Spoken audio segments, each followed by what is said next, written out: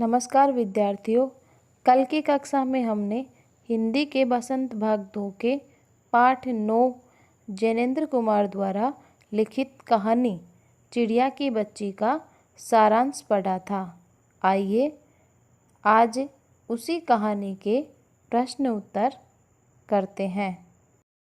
पहला प्रश्न है, किन बातों से ज्ञात होता है कि माधवदास का जीवन संपन्नता से भरा था और किन बातों से ज्ञात होता है कि वह सुखी नहीं था। यानी कि इस कहानी में माधवदास के जीवन को लेकर दोनों प्रकार की बातें आई है, जिसमें एक में तो संपन्नता दिखती है और दूसरी में यह भी लगता है कि वह सुखी नहीं था। उत्तर देखिए। माधवदास की बड़ी संगमरमर की कोठी, सुंदर बगीचा, रहने के ठाट बाट, चिड़िया को कहना कि सोने का पिंजरा बनवा दूंगा, मेरे पास ढेर सोना, कई कोठियाँ, बगीचे व दास दासियाँ हैं, यह दर्शाता है कि उसका जीवन संपन्नता से परिपूर्ण था।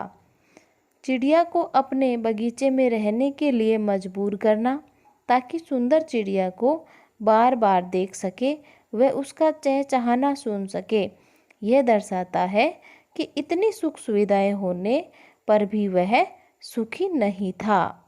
दूसरा प्रश्न है, माधवदास क्यों बार बार चिड़िया से कहता है कि यह बगीचा तुम्हारा ही है? क्या माधव निस्वार्थ भाव से ऐसा कह रहा था? स्पष्ट कीजिए। यानी कि प्रश्न में बताया गया है कि जब माधवदास है वो बार बार चिड़िया से कहता है कि यह बगीचा तुम्हारा ही है, तो क्या माधव है यह बात निस्वार्थ भाव से कह रहा था क्या? यह स्पष्ट करना है। उत्तर देखिए। माधवदास चाहता है कि वह सुंदर चिड़िया उसके बगीचे में ही रहे, इसलिए उसे बार बार कहता है कि बगीचा तुम्हारा ही है। यानी कि माधवदास ये तो चाह रहा है कि यह जो चिड़िया है वो उसके बगीचे में ही रह जाए, इसके लिए वह उसे बार बार यह बात कहता है कि यह बगीचा तुम्हारा ही है। लेकिन माधवदास है वो यह बात निस्वार्थ भावना से नहीं कह रहा। क्यों? वास्तव में वह उसे बातों में फंसाकर अपने नौकर द्वारा पिंजरे में कैद करवाना चाहता था। वह चाहता था कि चिड़िया सदा के लिए उसके पास ही रह जाए। यानी कि माधवदास है ऐसा निस्वार्थ भाव से नहीं कर रहा था, उसके मन में स्वार्थ था। क्या स्वार्थ था? कि वह चिड़िया को अपने पास रखना चाहता था। तीसरा प्रश्न है, माधवदास के बार बार समझाने पर भी चिड़िया सोने के पिंजरे और सुख सुविधाओं को कोई महत्व नहीं दे रही थी। दूसरी तरफ माधवदास की नज़र में चिड़िया की जिद का कोई तुक न था। माधवदास और चिड़िया के मनोभावों के अंतर क्या क्या थे, अपने शब्दों में लिखिए। यानी कि इस कहानी में माधवदास और चिड़िया के जो मनोभाव यानी मन के भाव थे, उन दोनों में क्या अंतर था, यह अपने शब्दों में लिखना है। उत्तर देखिए। माधवदास बार बार चिड़िया को सोने के पिंजरे व सुख सुविधाओं का लालच देता है, लेकिन चिड़िया इन बातों को कोई महत्व नहीं देती।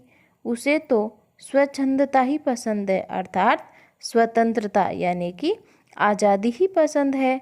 उसे माधवदास के सुंदर बगीचे में रहना भी पसंद नहीं है। वह अपने परिवार से भी अलग नहीं होना चाहती। शाम होते ही उसे माँ के पास जाने की जल्दी होती है। वह तो केवल घूमना ही चाहती है, बंधन में रहना उसका स्वभाव नहीं है। दूसरी तरफ माधवदास की नज़र में चिड़िया की जिद का कोई तुक न था। वे तो केवल अपने बगीचे की शोभा बढ़ाने हेतु उस चिड़िया को पकड़ना चाहते थे। वे उसे सोने के पिंजरे व अन्य सामानों का प्रलोभन भी देते हैं। प्रलोभन अर्थात लालच। लेकिन चिड़िया के लिए सब चीज़ों का कोई महत्व नहीं रखती। यानी कि जो प्रलोभन था वो सब चिड़िया के आगे कोई महत्व नहीं रखता। अगला प्रश्न है, कहानी के अंत में नन्ही चिड़िया का सेठ के नौकर के पंजे से भाग निकलने की बात पढ़कर तुम्हें कैसा लगा? 40, 50 या इससे कुछ अधिक शब्दों में अपनी प्रतिक्रिया लिखिए। तो आप इसमें अपनी प्रतिक्रिया भी लिख सकते हैं। इसका उत्तर हो सकता है, कहानी के अंत में नन्ही चिड़िया का सेठ के नौकर के पंजे से भाग निकलने की बात पढ़कर मुझे बहुत अच्छा लगा, क्योंकि माधवदास उसे अत्यधिक प्रलोभन देता है कि वह उसके पास रह जाए, पर चिड़िया नहीं मानती। अंत में वह उसे अपने नौकर से पकड़वाना चाहता है, लेकिन चिड़िया भाग निकली।